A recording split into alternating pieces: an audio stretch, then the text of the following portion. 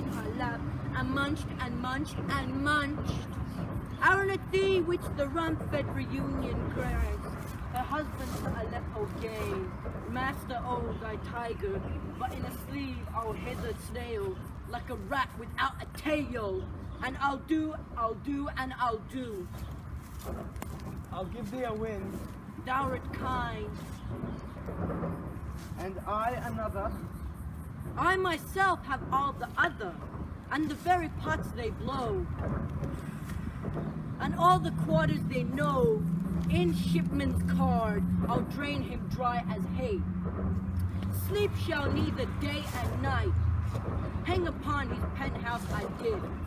He shall live in a man's forbid, where the 7 nights 9 times 9. Shall he dwindle, peak, and pine? Through his bark cannot be lost, yet it shall be tempered lost. Look what I have. Show me, show me. Here I have a pilot's thumb.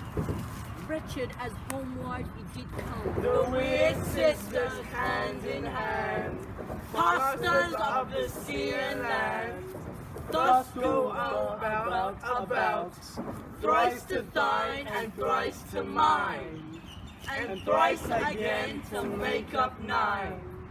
Peace, the charms wound up. So foul and fair, a day I have not seen. How forest calls to forest. Why are these so withered and so wild in their attire, that not look like the inhabitants of earth? And yet on it, live you, or are you on? That man may question. You seem to understand me, but each at once, her choppy finger laying upon her skinny lips, you should be women. And yet your beards forbid me to interpret that you are so? Speak if you can! What are you? All hail Macbeth! Hail to thee, Thane of Amity! All hail Macbeth. Hail to thee, Thane of Cawdor. All hail Macbeth! Thou shalt be king hereafter. Good sir, why do you start and seem to fear things that do sound so fair? I have named the truth. Are ye fantastical, or that indeed, which outwardly ye show? My noble partner, you greet with present grace and great prediction of noble, having and of a royal hope, that he seems ripe with you. To me you speak not, if you can look into the seeds of time, and say which grain will grow, and which will not. Speak then, to me, who neither beg nor fear, your favors nor your hate. Hail! Hail. Hail! Lesser than Macbeth and greater! Not so happy, but yet much happier. Thou shalt get kings, though thou be none. So all hail Macbeth and Banquo. Banquo and Macbeth, all hail! Stay, you public speakers. Tell me more. By Snell's death, I know I am Thane of Glamis. But have Cawdor. Thane of Cawdor lives, a prosperous gentleman, and to be king. It is not within the prospect of relief, no more than to be Cawdor. Say from whence you all this strange intelligence, or why, upon this blasted health you stop our way with such prophetic greeting. Speak, I charge you.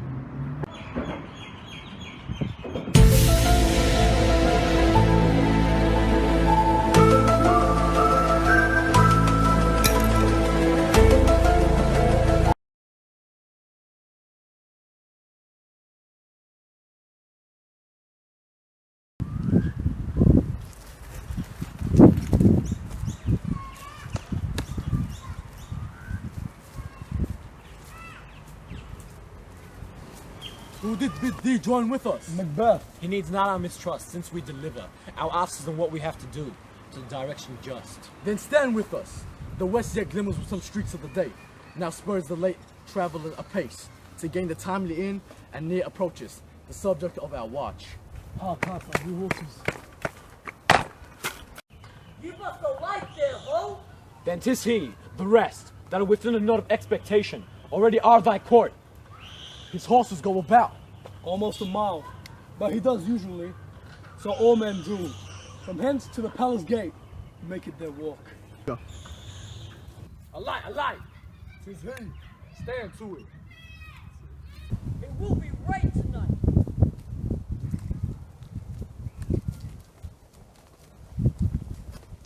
all down. Oh, treachery! Fly, good Theon!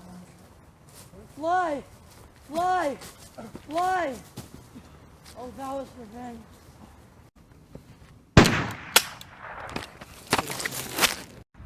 Who to strike out the light? Was it not the way? There's but one down. The sun is fled. We have lost best half of our fair. Well, let's await and say how much is done.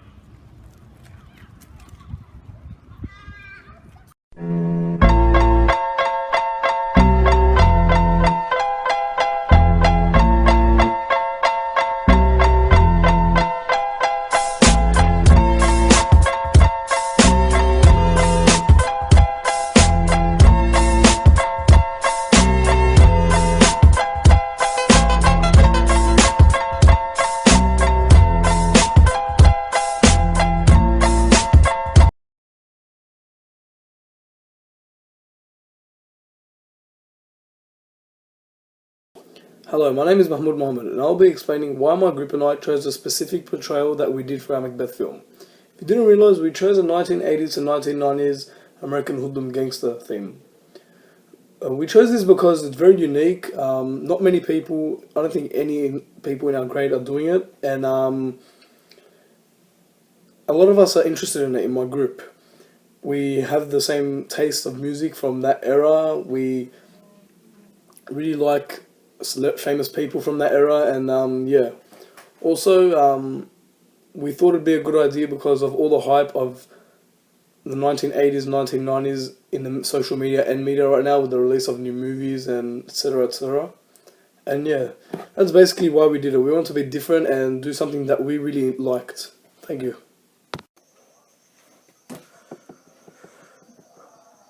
Hello, my name is Edan Chitin, and today I'm going to be talking about my personal reflection on the play, and what I'm going to be talking about is the costuming. So in the first scene I was the third witch, and in the second scene I was the first murderer. So costuming was probably one of the easiest things that we faced, because we had a knowledge about what to wear because of our theme. We already know what type of clothes was worn back in the 1980s in the gangster era. So yeah, once we found out our theme and went into our wardrobes, we just picked out things that we thought would best suit that theme, and we just chucked them on, and we took photos and we sent them to this group convo that we have with all the group members in it, and we just got feedback with all the group members saying, should we change anything, did it look good, did it best suit the theme. Yeah, so costuming was probably the easiest thing in this whole play that we had to come across. So yeah, thank you very much, and I'll catch you later. This is my personal reflection on our Macbeth Shakespearean play. I'll be touching on topics of the filmmaking process. So, starting from the very beginning, which was allocating scenes and roles to one another, this is fairly smooth as everyone came to an agreement to do the first time Macbeth and Banquo were introduced to the witches and Banquo's death, as everyone believed they had equal acting time. And moving on to the next process of filmmaking, which was deciding a setting, everyone kind of decided where we wanted to be, but the final decision was up to Mahmoud and Atakan for our park for Banquo's death. They pretty much decided that we're going to do it here. Obviously everyone else giving suggestions. And moving on to the witches scene, this was completely decided by Arkan, just underneath the M4, as it just lives around the corner from it. Moving on to the next process, which was obviously recording day. We encountered a few problems on this day. For example, at the park, when it came to lighting. So at the very start of Banquo's death, it's obviously a little bit dark. It's coming towards sunset, and as we were recording, it obviously got darker and darker. So the longer we progressed into the play, it just wasn't working out to record that scene, so it had to be postponed to another day. That's why lighting looks very different from one shot to another. For example, the very last scene, Banquo's death, it's complete daylight. That's because we had to record another day. We didn't have time to wait till sunset, so sometimes lighting looks a little bit off. And also underneath the M4 where we recorded the witches scene, for example, just having neighbours complain because we obviously had to try and raise our voices to speak over the cars passing by above us. So that's why in some scenes the voice may be hard to pick up, and some other scenes our voice may sound louder than others. But also this is just a personal problem on recording day, was recording and acting with a broken leg. Obviously my movement and my acting skills are very limited, almost cut in half.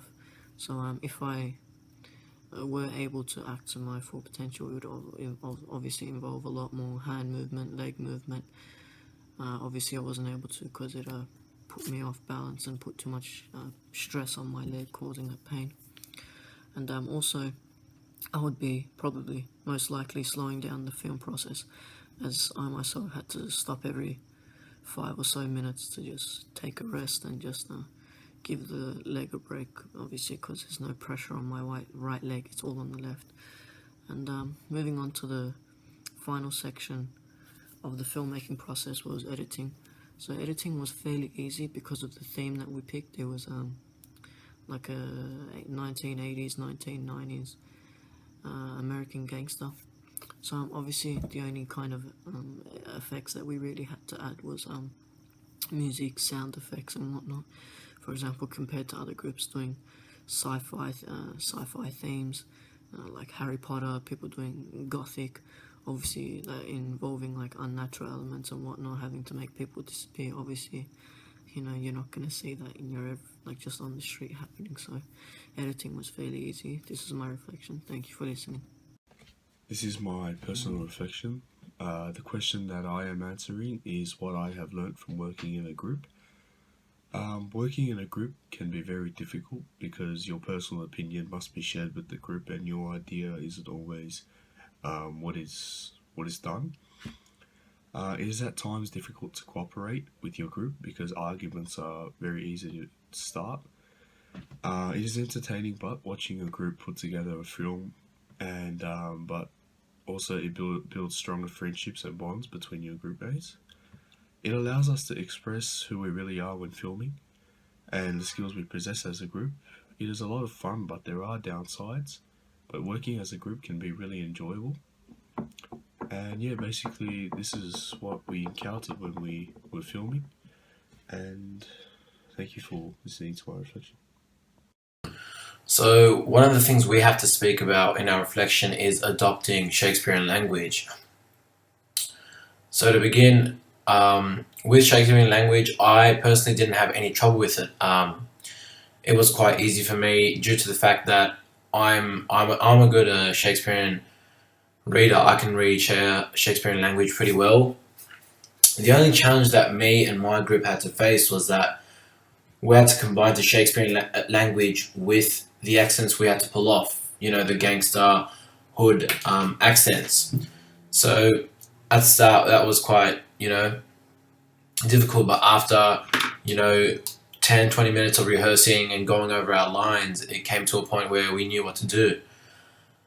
And towards the end of the play, we did it quite well. We did it very well, actually, and you know, it was a problem we also overcame, which was good.